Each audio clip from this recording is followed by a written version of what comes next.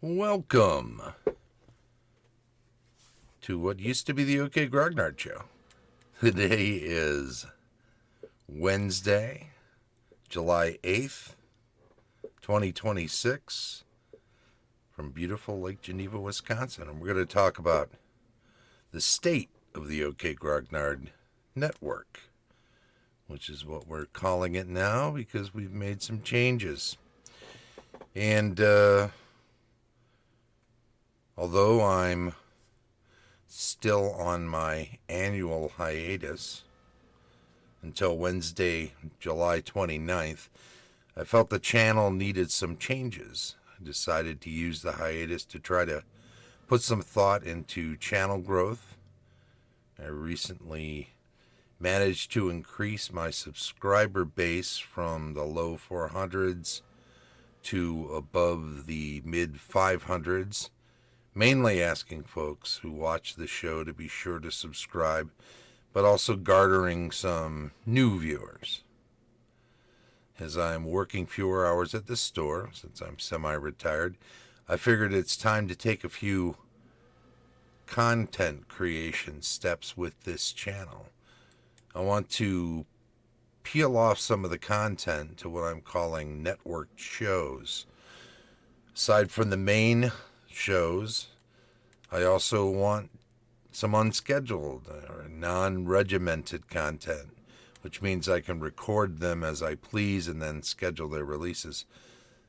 That's why I was looking into the data and found some surprising aspects to this content creator game of which I was unaware regarding best release times and some formatting conventions. Some of this I will follow rigorously, and some of the advice I will simply ignore. At some stage, I will expand my content to include live creation videos, either stuff I'm writing or minis painting or both. Perhaps some of that can happen in conjunction with one another. For now, here are the planned shows that take place 3 times a week, most weeks, but not all. I'm not looking for another part-time job, but I wish to organize what I do release so it is easier to find and meets some viewer expectations. So I'm changing some of the naming conventions for the videos, and I'm dividing most of the content you'll see on this YouTube channel as it goes forward into 3 different categories. Guideline Sunday will include shows focused on the rule books, but also rules from adventures, source books, setting books, and some other places. OS Watch Wednesday mainly keeps tabs on Lake Geneva events, sights to see, memorials, exhibits, but will also gather other information. And Periodicals Friday looks at the magazines, zines, and newsletters that came throughout the hobby since the 60s, maybe even the late 50s, I think, with some of the wargaming newsletters. I also want this particular video to include some information about the local events that I'll cover. And let's have a look at this over here. Coming up very soon is EGGCon.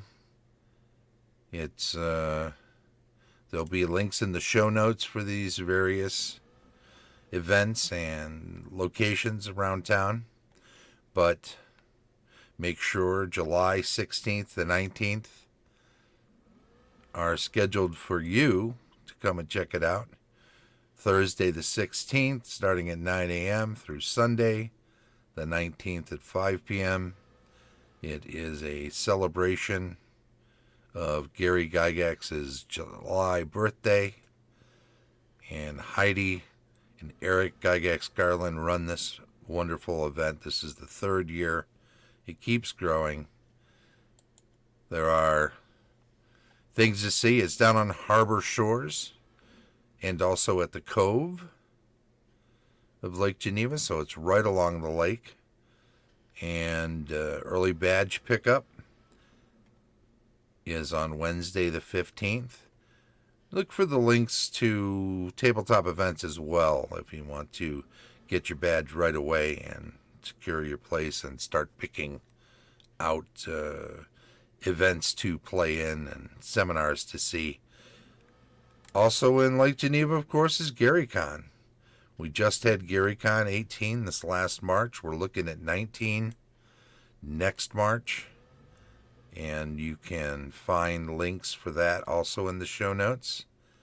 And don't forget, when you're in town, to visit the memorial stone that is down by the Riviera Fountain. It is a wonderful place. A lot of people traditionally go down there, roll dice, take pictures, and if those dice are rolled on the stone, they are blessed by Gary, according to tradition. And don't forget, when you're in town, to visit 330 Center Street. It's the birthplace of D&D.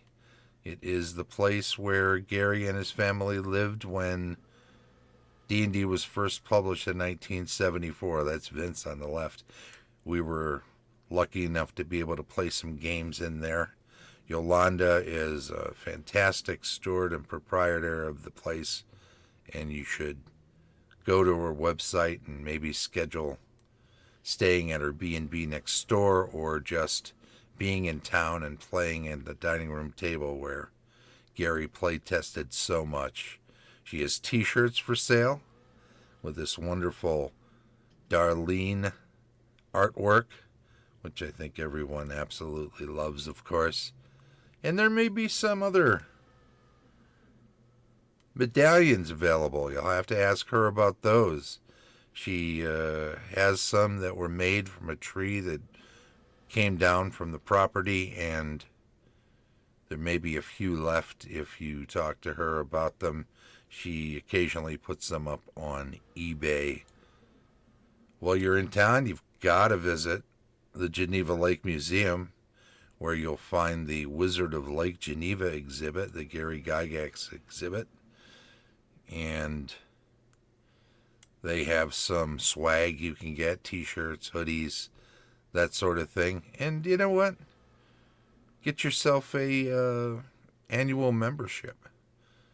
It's very cost effective if you're going to visit more than once, if you're in town or if you're in the area and you'd like to visit it several times. By all means, pick up an annual membership for the museum as a whole and check out the Wizard of Lake Geneva exhibit. Just like Sonia, who's a curator of the exhibit, and of course Mike Carr, who's been around since the very early days of Dungeons and Dragons and TSR. They were both instrumental in getting this exhibit off the ground. There's so much to see there. Visiting multiple times is well worth doing. And if you can get over to the Lake Geneva Public Library, you'll find there the Throne of Reading, which is the place where you can check out a lot of different books that are part of the Appendix N from the first edition Advanced Dungeons and Dragons Dungeon Master's Guide, the inspirational reading list that Gary put together. And a lot of those books are collected there, courtesy of the Gygax Memorial Fund, which has done a whole lot in the last few years to raise awareness of Gary and all of the contributions he's made to Lake Geneva. Horticultural Hall, of course, late 60s, where Gen Con first popped up before it moved out of Lake Geneva once it got too big, and now, of course, it's down in Indianapolis and getting 75, 80,000 people a year now. The Horticultural Hall's been there since 1911, 1912 according to this plaque, but I don't know, we could debate that later. But the Founder's Stone, which the Gygax Memorial Fund had placed in the front steps, is something to check out, and drop your dice on that too. August 24th, 1968, first Gen Con. It's just another one of the many sites to visit in Lake Geneva when you're in town. And don't forget, 27th of July, that is Gary Gygax Day. It's officially proclaimed by the town as a day to honor his many contributions to the town and gaming as a whole over so many years. And we also have taken upon ourselves to honor Ernie Gygax, who passed away not long ago, but his birthday, September 2nd, is a day when we like to find another game and play some first edition D&D myself, but whatever you like. And don't forget, Dragon Days Fantasy Festival comes up every year. It's been around a few years now. Late September, early October. It's more of a family festival, but it definitely likes to celebrate the fantastic fantasy fiction championed by Gary and by TSR over so many years. So much stuff came out of Lake Geneva, and there's so many places to visit while you're here. And don't forget that Gygax Memorial Table should be installed in time for Dragon Days at the end of this summer, early fall. So if you can make it to that, by all means, definitely do, because it would be a great thing. And Lake Geneva Games, here's a picture from 2015 of Ken on the left and the owner on the right, Jason Ledke. Lake Geneva Games has been there for quite some time now, and it's 2010 it first opened, so this was 5 years in, and now it's been 16 years. So it's a great little store. It's a good place to visit. I worked there myself and still do, although fewer hours. And there's Alex, who has always been a customer there. Alex Gygax, as well as an employee for a short little while.